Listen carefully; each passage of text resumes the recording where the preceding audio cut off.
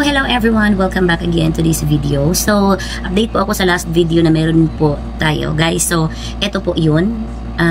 Which is, etong video na ito isi-separate ko na lang kasi nalungkot po ako, nasad po ako kasi wala pong nagko-comment doon na kahit isa. So, I'm making this video shortly and also kung ano po ang gagawin ninyo sa mechanics po ng ating pa-free clown dito sa Davao City.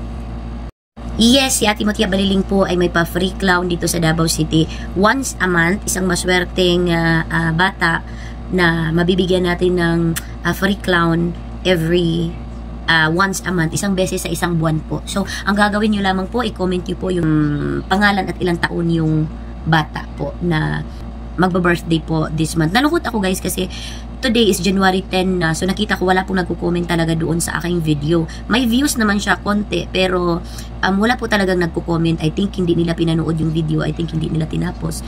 So that's why hindi nila nalaman yung mechanics po ng ating gagawin pa free clown. Again, the mechanics po para sa ating free clown exclusively from Davao City area lang po kasi medyo kapag out of Davao City na po and transpo pa lang daan, murag hindi ko na talaga yun kakayanin. Ayan, parang hindi na po kakayanin ni Ate Motia Baliling kung mag-out of town pa. But, I'm hoping that someday is aabot tayo kahit saang lupalok ng mundo. Ayan, we have a free clown once a month. Ayan lang po yung mabibigay ko for this year 2025. Every month po yun ha.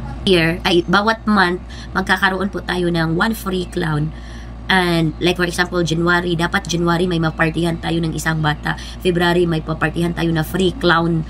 February, March, April, May, June, July, August, September, October, November, December until the end of the month. So, yun po yung 12, since merong 12 months sa isang taon, so dapat 12 na beses din po tayong magkakaroon ng free clown.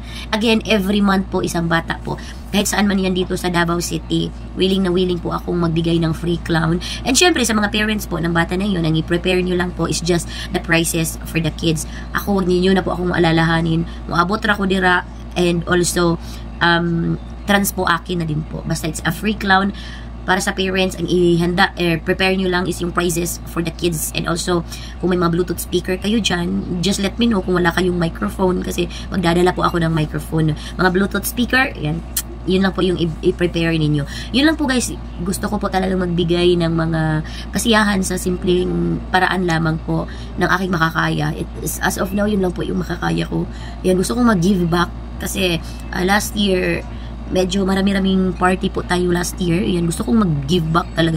Most especially sa mga bata na hindi po kaya talagang mag-afford ng clown hosting for their birthdays. Alam niyo guys, gusto kong gumawa ng charity event pero sa ngayon nga, hindi pa natin kaya. So, eto lang po muna yung magagawa ko.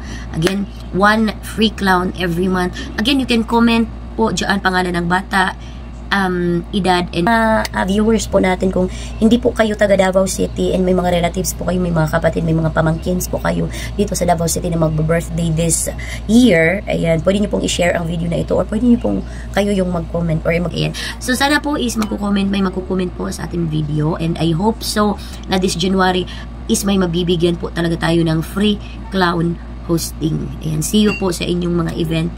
And sana po is i-invite nyo po ako. So that's it for this video guys. Ingat po kayong lahat. God bless everyone. Babush and paalam. Bye!